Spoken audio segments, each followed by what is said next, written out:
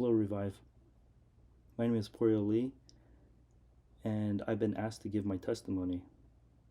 Last week, when I told my wife that I was going to give my testimony, she asked me how much time I had, and I said 4 to 5 minutes, and she answered that I wouldn't be sharing that much then. That's not to say that I lived a more fuller or interesting life, but rather that God has been extremely patient with me and giving me every opportunity to truly believe. So if we've been in the same LOMD group or the Life on Life discipleship group, you've heard this before, but I'm going to preface this by saying that the theme of my testimony is courage and the lack thereof. I say this because um, there's just so many different vignettes on a testimony that I could go towards, but this is a reoccurring theme, and I think this would be a good way to kind of explain how I've come to really truly put my place my faith in Jesus. So I was born into a Christian family as a seventh generation Christian. This is long lineage, a long line of Christians on both my mom and my dad's side. We had every spectrum of Christian that you can imagine. We had pastors, deacons, elders, missionaries, martyrs, you name it.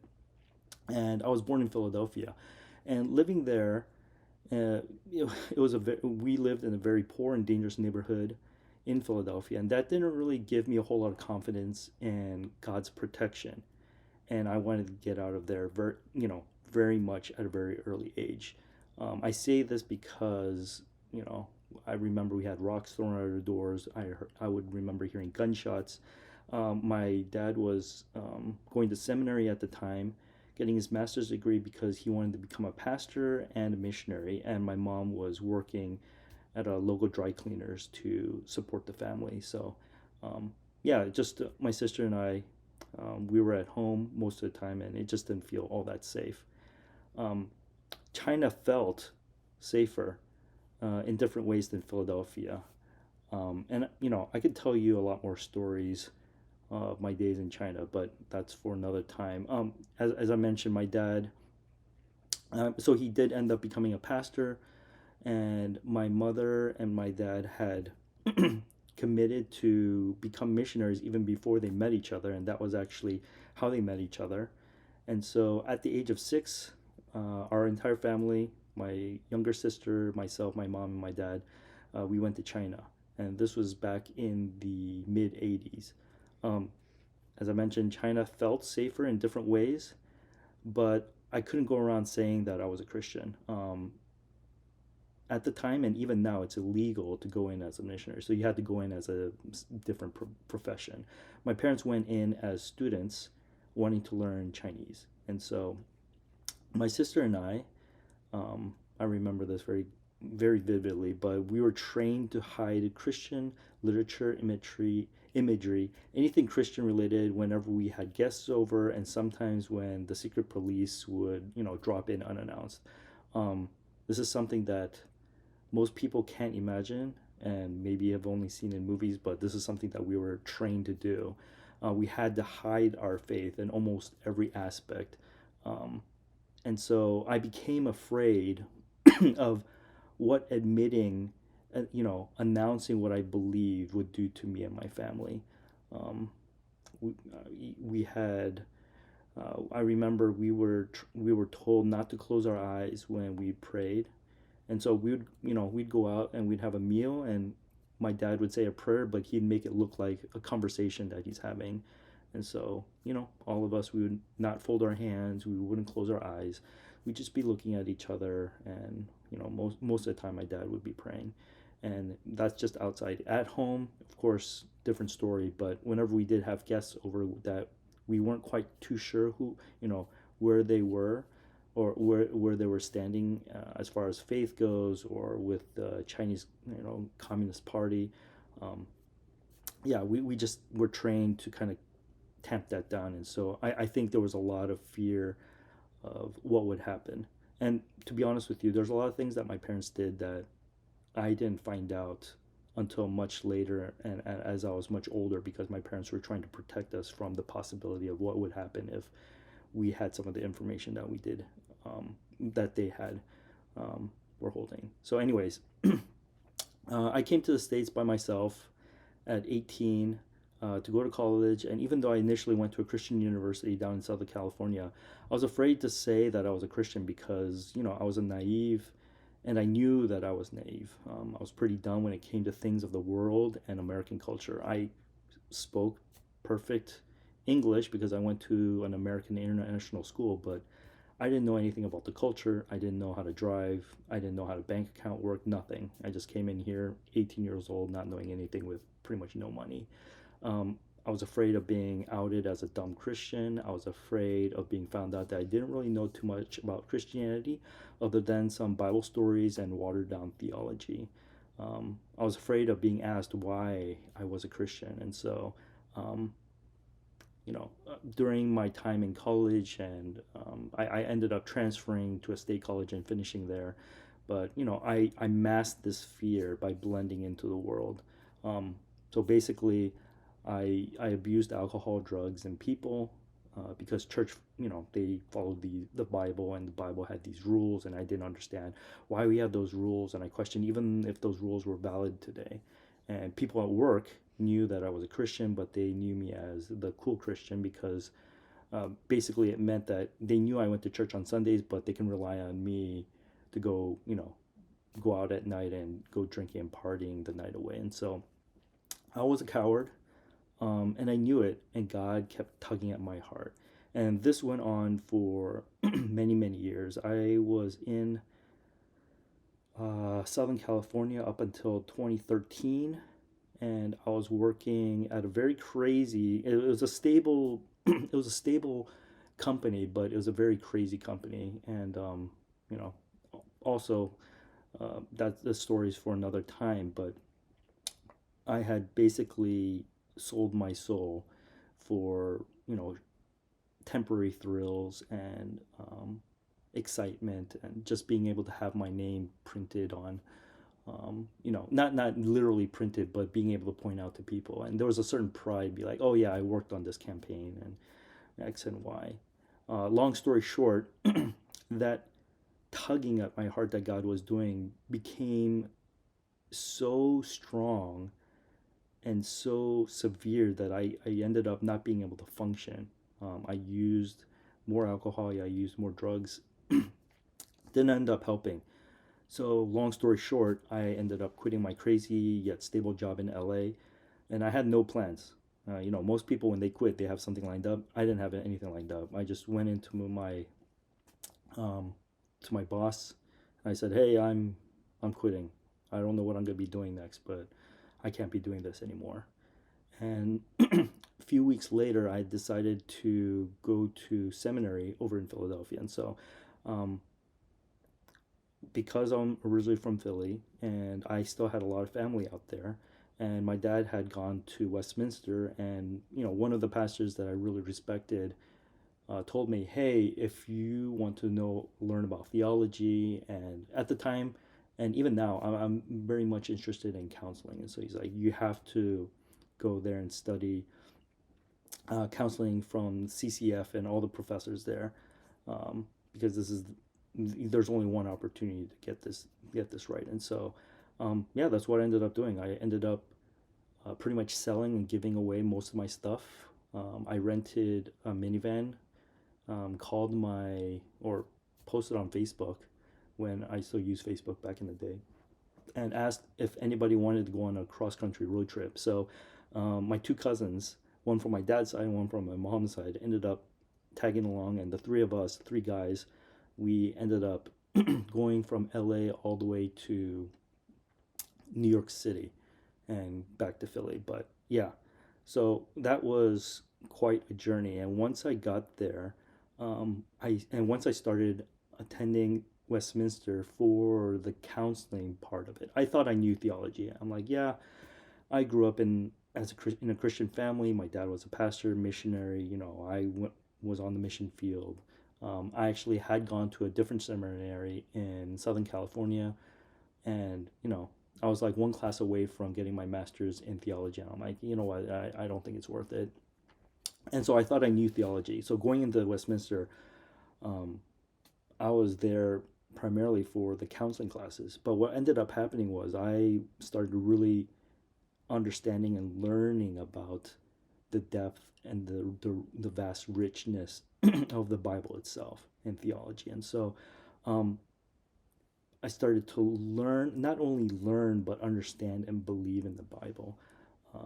I gained a lot of head knowledge and heart knowledge, but I was still a coward. And it became more and more apparent as I went along and got my degree and trying to figure out what I wanted to do with my life next. Um, I actually ended up in the Bay Area by accident. That's another story for another time. Some of you in my LMD group, you'll probably laugh, when you think about how I got here. But yeah, it was kind of an accident. Of course, to me, it felt like an accident, but God had it planned all along. And I ended up attending Revive when it was still at New Hope. And through attending church, putting down roots in community, even though I tried so hard to leave the Bay Area. This was, I met my wife here. We have our son. We had our son here, and we were trying to leave, especially during the pandemic, because this place is crazy expensive, crazy liberal, and we wanted to move somewhere that was quote unquote a little bit friendlier and cost efficient. But God didn't let us leave, and it was for good reason. And I'm glad that we ended up staying. But it wasn't until I started really attending LOMD and church and putting down roots in the community that I started gaining some courage. It wasn't much, but it was a start. And I still have that fear, but that deepening, but really deepening my faith and relationship with Christ and recognizing that this relationship was a two-way street, did start, and I started to understand courage a little bit more. Also, having a kid and seeing and recognizing the dynamics between my son and myself, and how I'm able to see glimpses of my relationship with God as a child of God, that I really start realizing that this fear really didn't have any power. So, two things that really helped me understand and confront my fear. First, understanding my identity in Christ weakened that fear. So, I accepted Jesus when I was, I believe when I was about 6 years old. Uh, you know, when we were at Philadelphia, right before we were sent out to China. But I don't think I really started to, and it was a lifelong process, and I'm still learning now, but it really didn't start clicking until I would say in the past 7, 8 years or so.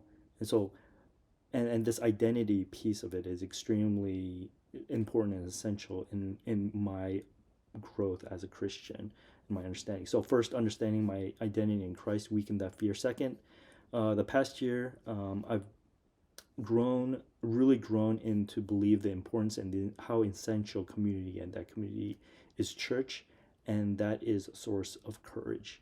Now, um, I would say I'm still somewhat of a coward, but that fear in itself has dissipated to such a degree. Like I'm I'm more comfortable with who I am and what my identity is. It's not what I do. It's not how much money I make or don't make. It's not where I work, who I know. It's not even about like, oh yeah, I'm a seventh generation Christian. It's not even about that. It's about my personal relationship with Christ. And so, I started my testimony off with the theme that, it was courage and the lack thereof, the said courage. And I wanted to end this testimony in particular with encouragement. When you encourage someone, you give him or her the courage or confidence to do something. Like, when you encourage uh, your son or your daughter, they're out playing soccer or whatever, and you're on the sideline, yelling his name. It's like, you could do it. That's giving someone encouragement. That's kind of like what I wanted to do.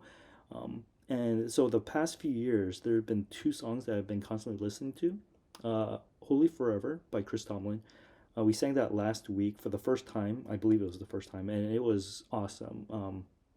I was really glad that we were able to sing that song. The second is Surrounded Fight My Battles, the Michael W. Smith version. So there's a few different versions out there, but the version that I really am enjoying is the Michael W. Smith version. And in Surrounded, the lyrics go, the word says, "For the spirit of heaviness, put on the garment of praise.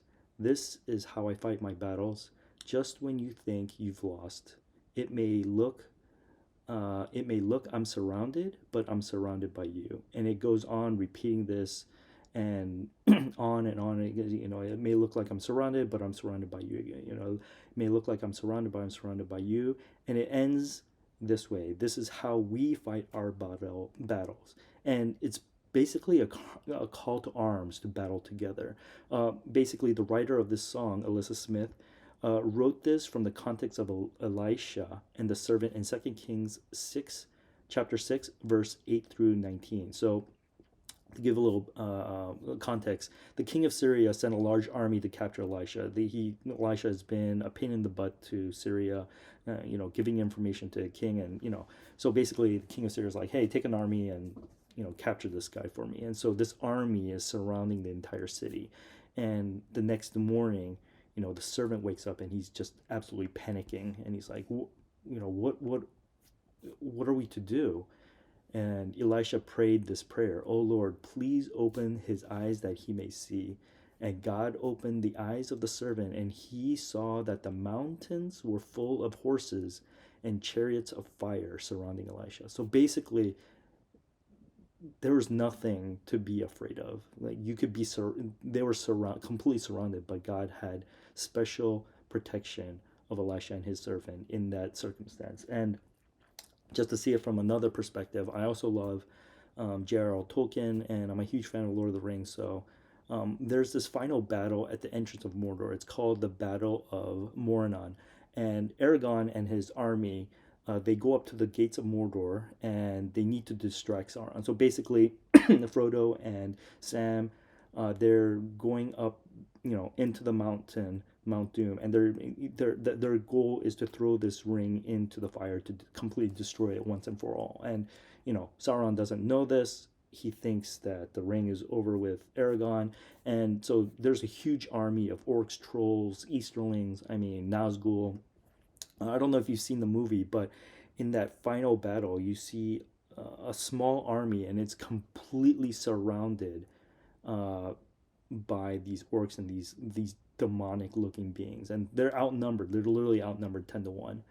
But in order for Frodo to have a chance of succeeding in the mission of destroying the One Ring, Aragorn, he charges forward against the evil army. And so basically in the movie, you see that the army is, surrounded, and Aragorn, he looks back and he says, "For Frodo," and he charges forward. Um, and so basically, to take those two different visuals and stories, one, happened, truly happened a long time ago. The other one is taking an idea and, you know making a more of an allegory, a metaphor, but basically two different perspectives. And we're in Silicon Valley, and there are those outside the church. We're surrounded. The church is being attacked and torn down from the outside, and also from the inside as well for some churches. And so this encouragement that I want to end my testimony with is, when you feel like you're surrounded, whether it's surrounded by financial instability and fear, your own sense of self-worth, and comparing yourself to those around you who seem more successful. You're surrounded by these parents who are pressuring, inadvertently, to be honest with you, most of the time, pressuring to raise your kid in this like ultra competitive space, to literal attacks against your beliefs in Jesus. And that has happened to me at work. The people are literally attacking my beliefs. um, I want you to remember that we are surrounded not by the evil forces that are against us, but by the Spirit of God, and the heavenly host and his promises, which cannot be broken, edited, delayed, or taken back, is that we are protected by that. We are surrounded. And unlike in the Lord of the Rings, when Aragorn is charging at that last moment before the ring is thrown into the fire, he didn't know when he's charging. He's like, "Oh, I don't know if I'm going to survive this. This is we have to do this though." Like, we know how the story ends. The war is already won, and we have full, 100% confidence in God and His promises. And, that leads us to praise. And when we praise in community, we are building the church. And so, you know, there's a lot of fear out there, but I hope that through my testimony, you're able to gain a smidgen of courage and be encouraged and be able to pass that courage on to somebody else as well. Thank you.